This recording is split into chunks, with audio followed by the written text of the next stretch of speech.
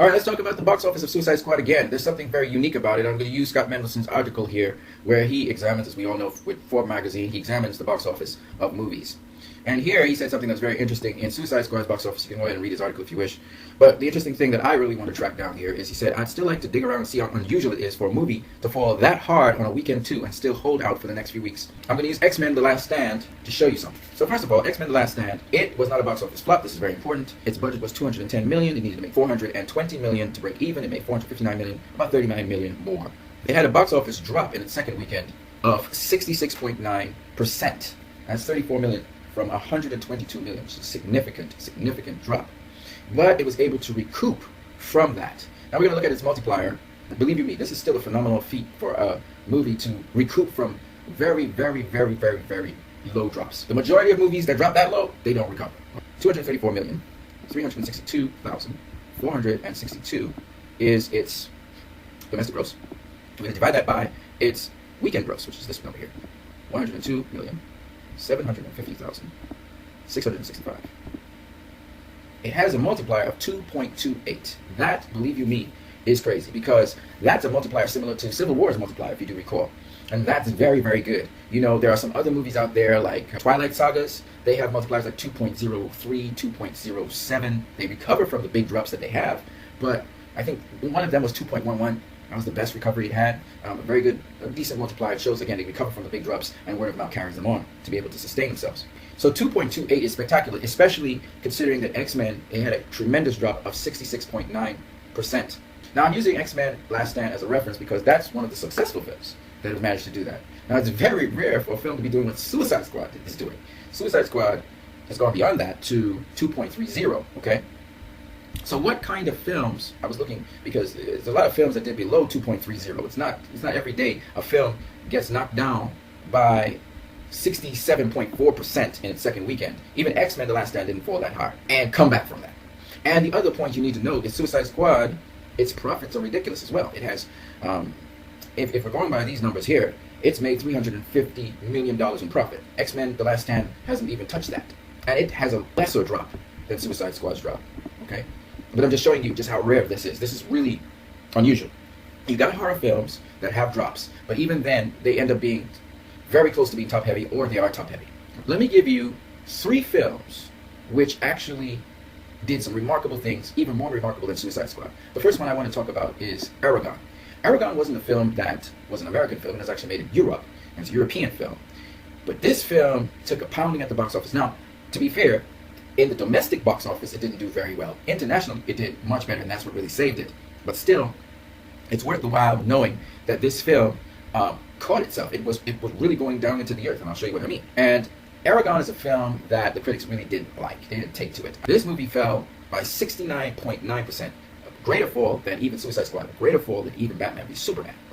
This film was about to earn absolutely nothing. It fell, and then it rose from that fall. And then it again started to fall, but it managed to preserve itself to 6 weeks above $1 billion. And because of that, it was able to survive long enough to rake in $75 million, okay? This thing would have been dead on arrival if it wasn't for the fact that word of mouth seemed to push it along, and because of that, it had a little climb, and it was able to do something. So, it made $75,030,163, and it opened with just a measly $23,239,907. Its multiplier is 3.23. That is ridiculous. But bear in mind that it opened very low, and then it started to dip, and then it caught itself, and it kept on moving from there on in. It would have been a box office flop were it not for the fact that it grossed internationally $174 million. It didn't make a huge amount of profit. It only made $49,488,115 profit. Again, like X-Men The Last Stand. But yet, I have to tell you, 3 point anything X multiplier is spectacular. And that's why I mentioned Aragon. Aragon is one of those movies that, if it were not for that big swing in momentum, this movie would have been a box office flop. Big props to Aragon, and that's a movie that was back in 2006. Now, the other movie that I want to talk about, this is a live drama movie, is Fault in Our Stars. And this came out in 2014. Now, not only did this movie make a ton of money, because if you look at the production budget, it was only $12 million. Advertising, I don't know how much advertising they did. If they even did $20 million worth of advertising, that's great. You know what I mean? But at the end of the day, this thing made a ton of money. As you can see, therefore, this was nowhere near a box office flop. This thing almost made exactly what you see there. It almost made, okay? It made close to $300 million. But its opening weekend, it made $48 million. It fell the following weekend by 69.2%.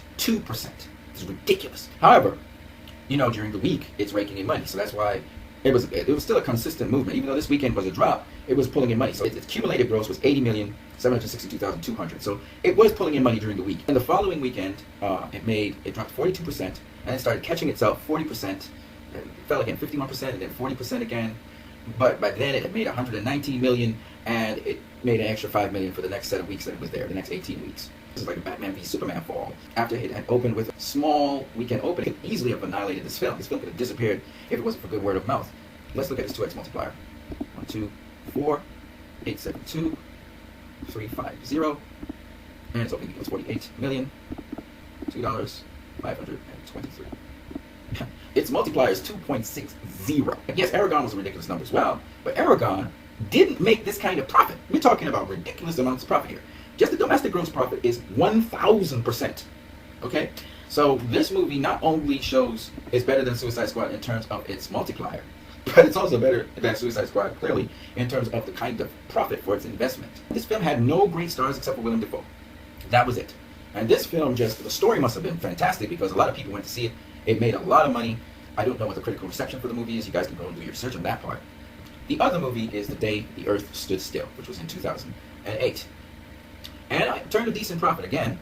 And when we look at its drop, the weekend drop, it had a weekend drop just above, in percentage-wise, just above Suicide Squad. Suicide Squad had a 67.4% drop. This movie had a 67.6% drop, which again is pretty bad. I mean, very few films recover from those things. Okay? The Day the Earth Stood Still, it's an action movie, it's a sci-fi drama.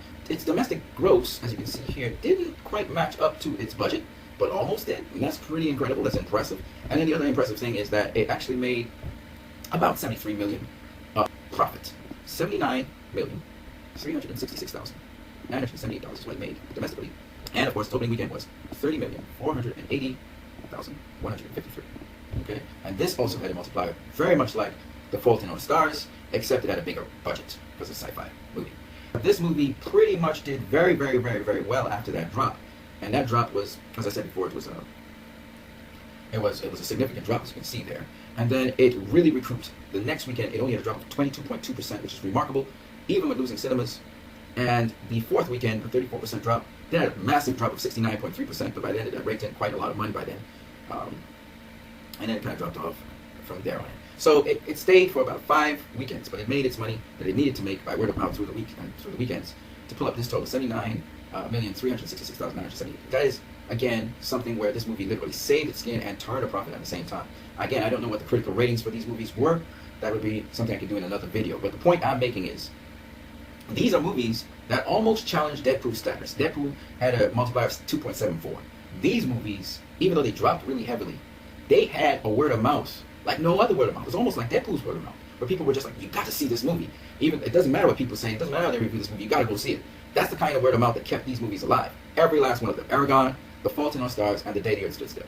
And that's why these movies turned a profit. And those are the only exceptions I can find. This is exceptions for the first 200 highest second weekend drops in the history of film. Suicide Squad is among these 3 movies that actually dropped so drastically and still performed and made a profit. Remember, The Day the Earth Stood Still turned a profit. Fault in Our Stars turned a profit. Aragon turned a profit as well. Small profit, but it turned a profit, right? In comic book movie land, nobody's actually done as good as Suicide Squad in respect to that kind of drop. You guys have a great one.